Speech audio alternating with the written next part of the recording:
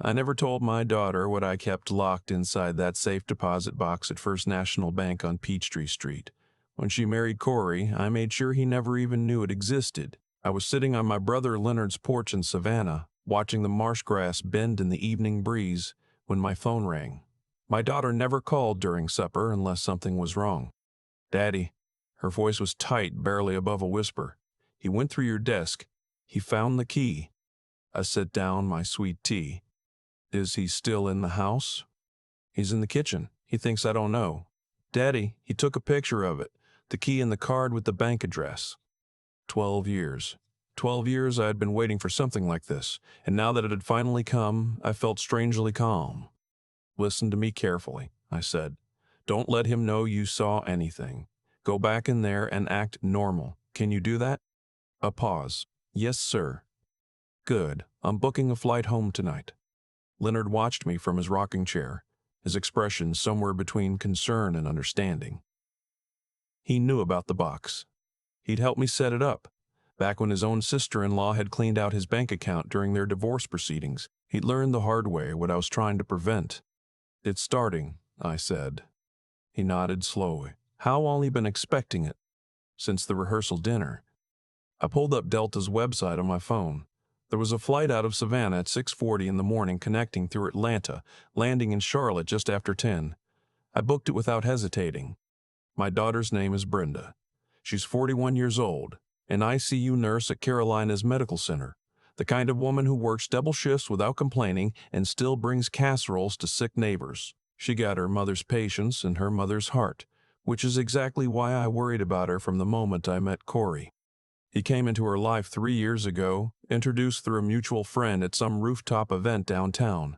She brought him to Sunday dinner 6 weeks in, which told me she was already serious. He arrived in a leased Audi, dressed in clothes that cost more than my first car payment, carrying a bottle of Camus that I later found out ran about $90.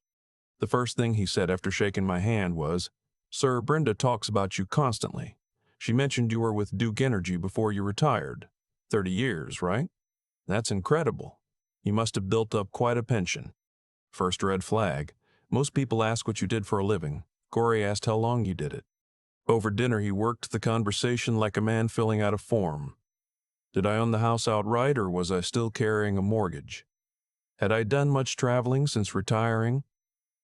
Did Brenda and I talk much about long-term planning, estate stuff, that kind of thing? Every question came wrapped in something that sounded like polite curiosity. He had a gift for making financial interest feel like warmth. Brenda couldn't see it. She sat next to him glowing the way her mother used to glow, and it broke something in me, because I recognized that look. My wife Cecilia had looked at me that way for 37 years, right up until the pancreatic cancer took her. Brenda had her mother's face, her mother's laugh, and now her mother's blind trust in the person she loved. I wanted to protect that. I also knew I had to be careful, because Brenda was not a woman who responded well to being told what to see. Cecilia had known something like this might happen. She'd watched her own aunt lose a paid-off house in Greensboro to a second husband who disappeared 18 months after the funeral with most of the savings. Cecilia had never forgotten that. In her final months, when she was still sharp enough to plan, she had sat me down at the kitchen table with a yellow legal pad and made me write things down. "You're going to worry about Brenda after I'm gone," she said. "I know you. You'll hover and she'll push back and the two of you will fight. Nothing will get resolved. So we're going to do this right."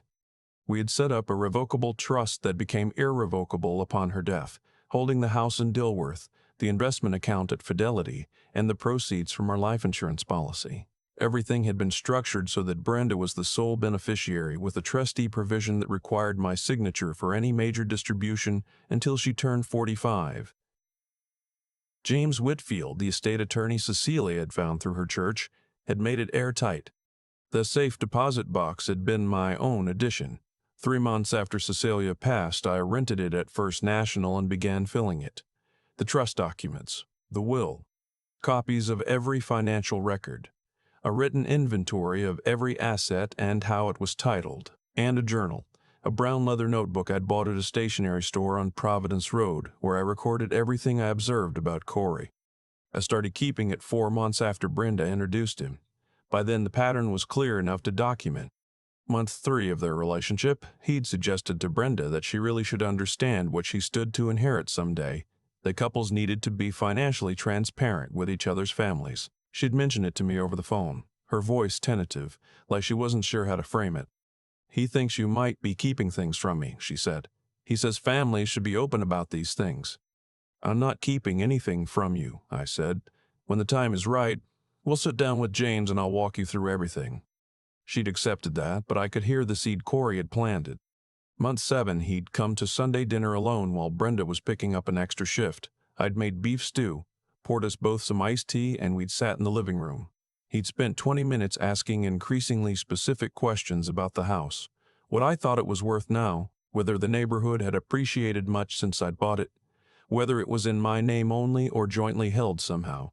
I answered vaguely and watched his jaw tighten each time I redirected. Month 9, Brenda told me they were getting serious, and she'd mentioned the word future. That was when I called James Whitfield. "I want to add a provision," I told him. "If Brenda ever marries, I want the trust structured so that her spouse has no claim to any of its assets. Not now, not ever." James was quiet for a moment. "You have someone specific in mind?" "I do." "Then we should also discuss a prenuptial agreement. I can prepare something that would protect the trust assets completely. It would need to be presented before any engagement, ideally with independent counsel for both parties." Brenda and Corey got engaged 11 months after that dinner.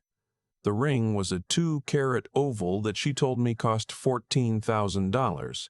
He'd proposed at the Ritz-Carlton Uptown, dinner for 12 of their friends, the whole production.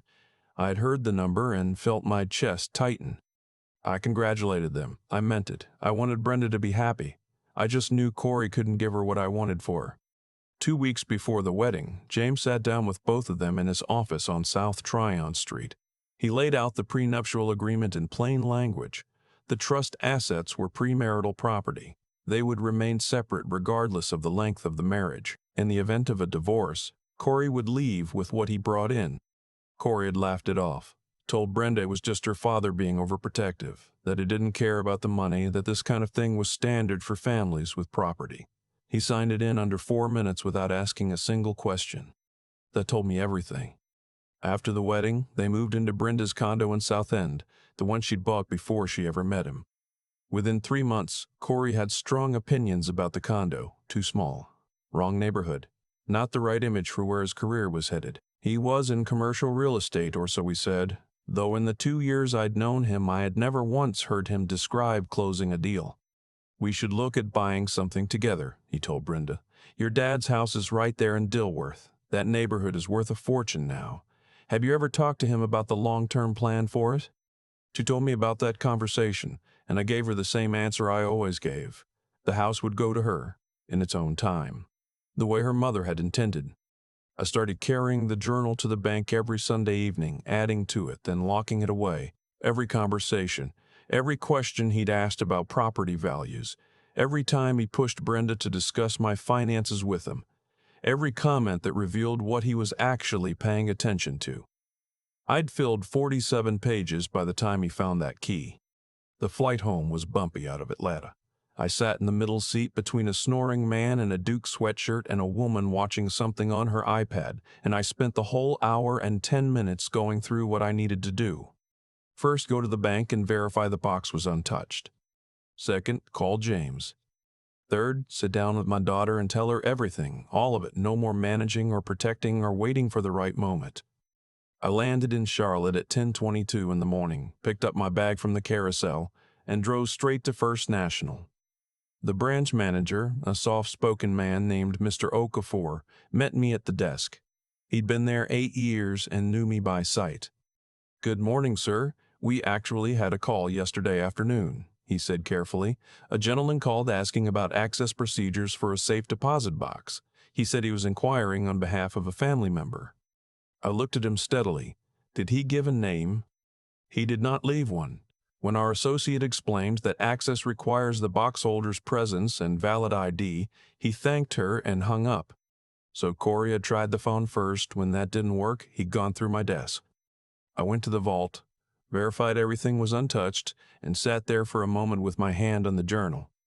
Cecilia's handwriting was on a note card she'd tucked into the front cover. back when I first told her about the box. She'd written, "He'll show you who he is. Just make sure you're watching." I'd been watching for 3 years. I called James from the parking lot. He answered on the second ring. "It's time," I said. He already knew what that meant. We had talked through this scenario before, more than once. "I'll be at your house at 6, he said. When I pulled up to the house in Dilworth, both cars were in the driveway. Brenda's Camry and Corey's Audi, freshly detailed as always. I sat in the car for a moment and thought about the last time I'd done that, the night Cecilia came home from her first oncology appointment. I'd sat in the same driveway for 10 minutes before I could make myself go inside. The front door opened before I reached the porch. Brenda stood there in her scrubs, still in from a night shift, her eyes tired and searching. She'd always been able to read me. "He's in the kitchen," she said quietly. "Is he staying?" "He doesn't know I called you." I nodded and walked inside.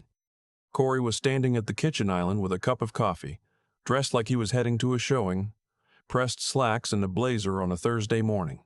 He looked up when I came in, and his expression moved through three things in about half a second: surprise, calculation, then something he arranged into warmth. "Hey, Walter." He'd called me Walter since month 4 of their relationship, a small, deliberate thing I'd noticed and logged. Never sir, never any of the variants. Walter, like we were peers. "Didn't know you were coming back early. How was Savannah?" "It was fine," I said. "I need you both in the living room." He glanced at Brenda. She was already walking toward the living room without looking at him. We arranged ourselves the way people do when they know something serious is about to happen. I took the wingback chair across from the sofa. Brenda sat at one end, her hands folded in her lap. Corey sat at the other end, coffee cup still in hand, projecting ease. "I know about the key," I said. His expression didn't change for a moment. Then, slowly, he set the coffee cup on the side table. "Walter, I don't know what Brenda told you, but—" "I'm not asking a question," I said. "I'm letting you know that I know. The bank manager let me know that someone called yesterday asking about access procedures for a box in my name, and Brenda tells me you went through my desk." "I was looking for a pen," he said. "In a locked drawer?" Brenda's head turned toward him. "The drawer wasn't locked," he said. "It has a lock on it," I said. "Whether you found it locked or not isn't the point. The point is what you were doing with what you found." He shifted on the sofa. "Look, I think there's been a misunderstanding. All I was doing was trying to understand our financial situation. Brenda and I are married. We have a right to know what her family's financial picture looks like, especially when she's the beneficiary of things that affect our future." I looked at my daughter. She was very still. "Our financial situation," I said. "Let me tell you what the financial situation is. Everything I own, everything Brenda's mother left for her, is held in a trust that Brenda's mother and I created before she died. Brenda is the sole beneficiary. You have no claim to any of it, not under the prenuptial agreement you signed, not under any reading of North Carolina law." The air in the room changed. "I signed that under pressure," he said. "We'd been through a $300,000 wedding planning process, and your attorney shows up 2 weeks before the ceremony with paperwork. That's coercion." "James presented that agreement 6 months before the wedding," I said. "You had independent counsel available to you. You chose not to use it. You signed it in 4 minutes. He went quiet. "I've been keeping a record," I said. I reached into my bag and set the journal on the coffee table. 3 years of it. He stared at the notebook. "October of the year you met Brenda," I said. "First Sunday dinner. Before dessert, you asked me how long I'd been with Duke Energy, what my pension situation looked like, and whether I owned the house outright. You were building a financial picture before you'd known me 90 minutes. That's called getting to know someone. 7 months in, you called my investment account at Fidelity directly, told the representative you were my son-in-law calling on my behalf. They flagged it because you weren't listed as an authorized contact." Brenna made a small sound. I didn't look away from him. "And 3 weeks ago," I continued, "you used Brenda's laptop while she was at work and searched how to contest an irrevocable trust in North Carolina and spousal rights to inherited property. You left the browser history open." Corey looked at Brenda. For the first time, he looked uncertain. "That's not how it sounds," he said. "She showed me the screenshots," I said. He turned to her, and whatever he'd been planning to say dried up when he saw her face. "I found it 2 days ago," she said. Her voice was steady, the voice she used at work, the one that didn't wobble when things were bad. "I wasn't snooping. I needed the laptop charger. The browser was open when I lifted the screen." Corey stood up. He walked to the window and stood there with his back to us, looking out at the yard, the oak tree Cecilia had planted the year Brenda was born. "I love you," he said, still looking out the window. "That's real." "Maybe," Brenda said, "but it wasn't the only thing that was real." He turned around. The easy confidence was gone. What was left looked smaller. "I've struggled financially," he said. "I've been struggling for 2 years. The market went sideways and I lost 3 commercial clients, and I've been trying to keep us afloat without worrying you. I thought if I understood the full picture, our picture, I could figure out a plan." "Our picture," I said, "but you didn't come to Brenda. You went through a locked desk drawer. You called a bank pretending to be an authorized party." I panicked. "You planned," I said quietly. "There's a difference. Panic is calling your wife and saying I'm in trouble. Planning is spending 3 years asking questions and pulling at threads and finally trying to access a safe deposit box while I was out of town." The room went quiet again. Outside, a car passed on the street. Somewhere down the block, a neighbor's dog was barking. "I think you should go stay somewhere else for a while," Brenda said, "while I figure out what I'm thinking." He looked at her for a long time. I watched him calculate whether there was a card left to play. There wasn't. "If I walk out that door," he said, "I don't know if I'm coming back." "I know," she said. He went upstairs. For 40 minutes, Brenda and I sat in that living room listening to drawers open and close above us. When he came back down, he had 2 bags and the detached expression of someone who'd already moved the emotion somewhere private. He paused in the doorway. "For what it's worth," he said to me, "I did love her." I didn't answer. He left. The door clicked shut, and then there was just the sound of the Audi pulling out of the driveway and fading down the street. Brenda sat very still for a moment. Then she put her face in her hands and cried, not dramatically, just quietly, the way people cry when they're exhausted and they've been bracing for something for a while without admitting it. I moved to the sofa and put my arm around her, and she leaned into me the way she used to when she was 7 years old and had a bad dream. "I kept telling myself I was wrong about him," she said.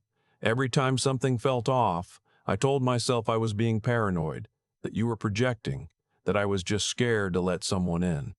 "You weren't wrong," I said. "You just loved him more than the red flags." 3 years, Daddy." "I know." She pulled back and looked at me with red eyes. "You really kept a journal the whole time?" "Every week." "Did you ever think about just telling me?" That question landed the way I knew it would. I'd asked myself the same thing every Sunday for 3 years on the way to that bank. "I thought about it constantly," I said. "But I knew if I came to you without proof, it would have pushed you closer to him. You would have seen it as me not trusting your judgment, and you would have been right to see it that way. I needed you to see it yourself." She was quiet for a moment. "Mom would have handled it differently. Your mother would have had him figured out by the Sioux course, and she would have told you directly, and you would have listened to her, because that's how the two of you were. I'm not your mother. I had to work with what I had." She laughed a little, wet and short. "That's the most honest thing you've ever said." James arrived at 6 with a folder and the measured calm of a man who had helped families through hard things for 30 years. He walked Brenda through every document, every structure Cecilia had put in place, every asset and how it was titled. He explained the prenuptial agreement in plain language, what it covered, why it held, what Corey could and couldn't contest. When he finished, Brenda sat back and exhaled. "She planned all of this before she died," she said. "The framework was hers," James said. "Your father has maintained it and updated it. But yes, the original architecture was your mother's." "She knew something like this would happen." "She knew something could happen," I said. "She wasn't predicting Corey specifically. She was making sure you had a floor no one could pull out from under you, no matter what." Brenda was quiet for a moment. "Can I see the journal?" "Tomorrow," I said. "Tonight, eat something and sleep. The journal will still be there in the morning." The next day we drove downtown to First National together. Mr. Okafor greeted us at the desk and walked us to the vault himself, which told me he'd already heard something about what had happened. He was discreet about it, just a small nod that said he understood the gravity. I punched in the code, Cecilia's birth date, April 14th, 1958. The box held everything James had described, the folders, the policies, the trust documents. But what stopped Brenda in the doorway was the other side of the box. A small stack of envelopes in her mother's handwriting. A photograph from Brenda's college graduation, the one where Cecilia was laughing at something off camera. And the journal. Brenda picked up the photograph first. She held it for a long time. She looked so healthy here. That was a good day. It was before the diagnosis. She set it down and picked up the top envelope. Her name was on it in Cecilia's careful cursive. When did she write these? The summer before she passed. She wrote one for every major thing she thought you might go through. That one is for if you ever had to leave a marriage. Brenna's breath caught. She held the envelope for a moment and then carefully opened it. She read in silence while I stood there, not watching, looking at the vault wall instead, giving her what privacy I could in a 6-by-4-foot room. When she finished, she folded it back along its original creases and held it against her chest. She said to trust you, Brenda said. She said you would do everything right and that it would feel wrong the whole time, but that you were doing it because it was the only way. She said I'd probably be angry with you first. Are you? She thought about it honestly, which was the thing I loved most about her. She never rushed to the comfortable answer. I'm not angry, she said finally. I'm sad, and I'm grateful, and I miss her so much I don't know what to do with it. I put my arm around her there in the vault, next to the documents and the photographs and the letters her mother had written from a hospital bed 2 years before her granddaughter was ever born. And we stood there for a while, the two of us. The divorce moved faster than I expected. The prenuptial agreement was presented at the first meeting with the mediator, and Corey's attorney asked for one extension to review it, then advised his client to settle. Corey left with his personal belongings in the Audi, which turned out to be leased anyway, a detail that surprised Brenda and didn't surprise me at all. He sent 2 texts in the weeks after the settlement. Brenda read them both and didn't respond to either. She blocked his number on a Sunday afternoon after coming back from a walk, calm and matter-of-fact about it, the way she was about things once she'd made a decision. 7 months later, she called me on a Tuesday evening while I was watching the Hornets game. I'm seeing someone, she said, very early, nothing serious. Tell me about him. His name is Douglas. He's a high school principal in Mooresville.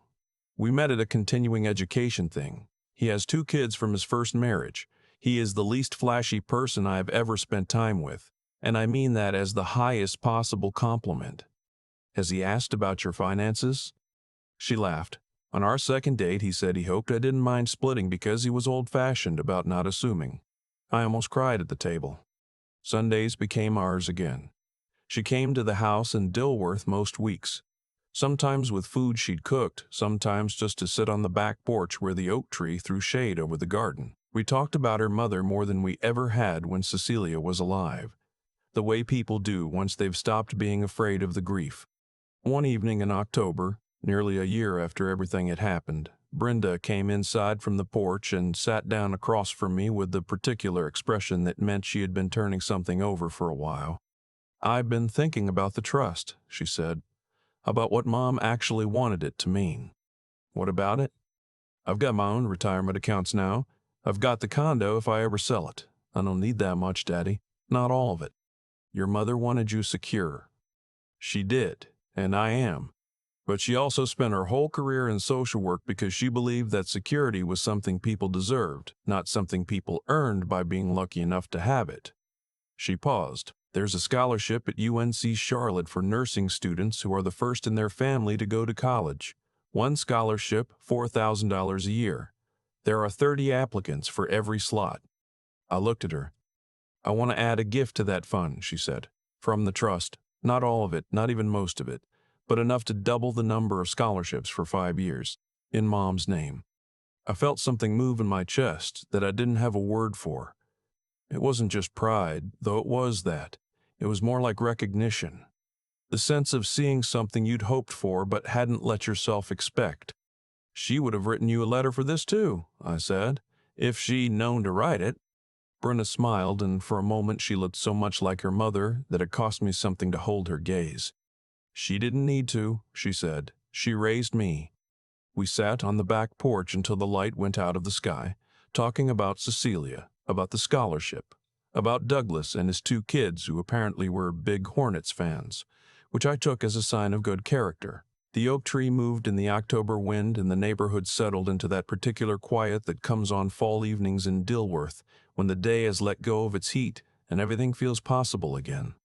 The safe deposit box downtown still held every document, every protection Cecilia had insisted on building. But sitting there in the fading light with my daughter beside me, it felt less like a fortress and more like a foundation. That's what she'd always intended it to be. Not a wall to keep people out, but solid ground to stand on, the kind that holds even when everything above it shifts. Cecilia had understood that about love, that its best work is invisible, done quietly in advance, felt only later when you need it most and find it already there.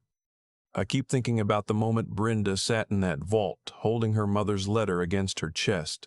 Not the confrontation in the living room, not Corey walking out with his two bags, not even the prenuptial agreement that ended up protecting everything Cecilia had worked to preserve. Just that moment. My daughter in a 6 by 4 foot room reading words her mother wrote from a hospital bed, finally understanding that she had never been unprotected, not for a single day. People ask me sometimes, usually after something like this, what I think went wrong with Corey. I don't think anything went wrong with him exactly. He was exactly who he had always been. What happened was simpler than that. He made choices and those choices had a shape to them, and that shape revealed itself over time to anyone paying attention. The way a person behaves when they think no one is watching tells you more than anything they ever say directly. Corey called that bank when I was out of town. He went through a locked desk drawer. He searched those legal terms on Brenda's laptop and left the browser open. Not because he was careless, because he had convinced himself that what he wanted was close enough to reach that he didn't need to be careful anymore. That's how it always ends for people like that. Not in one dramatic mistake, but in the accumulation of small ones, each one revealing a little more of what's underneath. Cecilia understood this. She didn't set up that trust because she was bitter or suspicious by nature. She set it up because she had lived long enough to know that love without discernment is not love.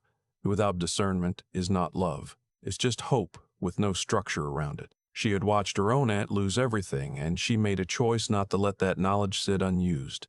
That's what I mean when I say she was brilliant, not just with numbers or legal language, but with the long view. She could see 10 years out and build accordingly. That takes a kind of moral clarity that most people spend a lifetime trying to find, and she had it in her 50s, sitting in a hospital bed, running out of time.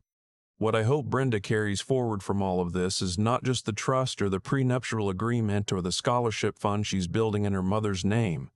Those are the visible things.